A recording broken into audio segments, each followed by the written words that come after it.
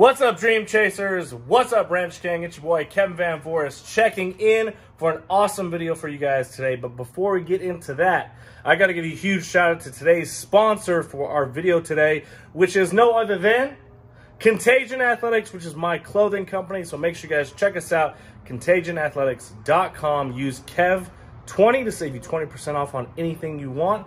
T-shirts, hats, and all the good stuff. So anyways, DJ, please hit that intro, and let's get into today's video. Supercharged, supercharged, supercharged, supercharged, supercharged, supercharged, supercharged, supercharged.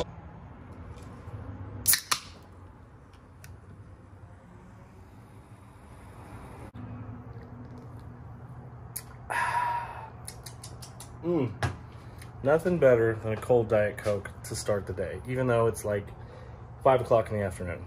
Anyways, so we're not going to talk about this today, but we are going to talk about in case you just bought a new or used Hellcat. So everybody, I'm on like, I don't know how many Hellcat Facebook pages and groups, and I see on Instagram and all this stuff. So instead of me answering questions or seeing people make terrible mistakes as far as modding your Hellcat, whether it's a Challenger, Charger, TRX, Trackhawk, whatever else they decide to make, Durango, I'm going to give you guys some tips, and we're going to make this little video series so that way you don't have to go and ask a bunch of people who have 47 different opinions.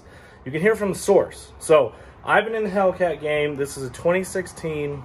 I bought this brand new, came off the trailer. I was like, I want that right there. So I had like 7 miles on it, and I've done pretty much everything you can do, and there's a whole bunch of bumps on the way. Whether you know, I did nothing, kept it stock for a while, and then obviously I went to the point at where we are at now currently, which this is an 8-second sedan. So everything in between. So I'm going to give you guys my knowledge for free, so that way in case you guys buy a new or used Hellcat, this will help you out depending on what you want to do.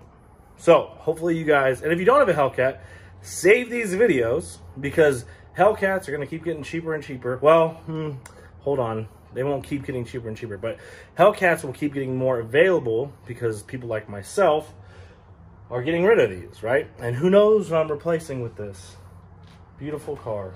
But it will be awesome, and it's going to be here in about 2 weeks. Oh, you just bought a Hellcat. You probably did a burnout leaving the dealership, like I did in my Demon when I got my Demon.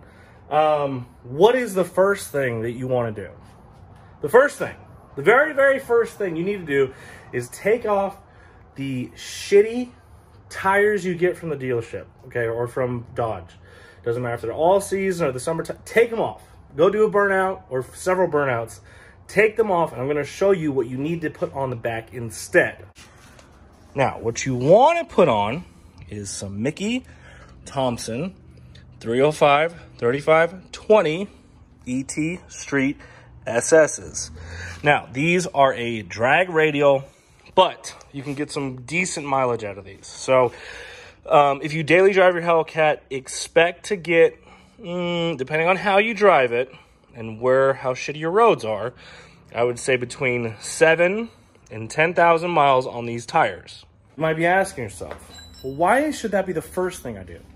Because if you plan on racing anyone, whether it's at the drag strip, right, which racing on 20s I wouldn't recommend, but let's just say you do, or if someone pulls up to you on a red light, you are going to get your ass dragged on stock tires, and you could be racing a Type R, okay? I'm just telling you, what's going to happen is you're going to floor, right? You're going to put your foot all the way to the gas pedal, all the way to the floor, and then what's going to happen is those tires are going to spin so goddamn fast, you're going to fishtail, and then the dude next to you in his Civic Type R is going to laugh, and then he's going to post that video on YouTube and Facebook, and everyone's going to make fun of you. I'm just telling you because I've seen this happen I don't know how many times. Okay? Also, do not take your Hellcat to the drag strip on stock tires. Now, I did. I did. And I ran like a 21-second quarter mile. Now again, this is when I first, like literally first started. So, but I wanted data from like the very first thing that I ever did to my car, right, to at the point that it's at now. That was the whole point. I wanted to take stock tires and then 20s and 17s and 15s, blah, blah, blah, and track it and progress it and then put it on YouTube. So first thing you want to do is change out the tires. Now, you don't have to change out the fronts, but if you want to, I'm going to show you which ones are awesome, and I'm going to show you the size, because a lot of people are like, do they fit? Also, with the 305s in the back, they're not going to rub, they're going to fit. Trust me. If anybody tells you 305 is going to rub in the back, you can take their hand, you can take your hand and slap them across the face. Now, as far as front tires go, these are the Mickey Thompson, okay? These are 275, 40, 20, and these are the street comp. Now, these ride extremely well. And also the drag radials in the back ride extremely well also. But these are great tires. These will last probably, 25,000 miles. They're a little grippier. You can tell just by the tread on them. But they work extremely well. You get a Hellcat. This is the first thing you should do. I think the street SS's, I don't know how much they run. But you probably could get a full set of tires, I think, for like 800 bucks.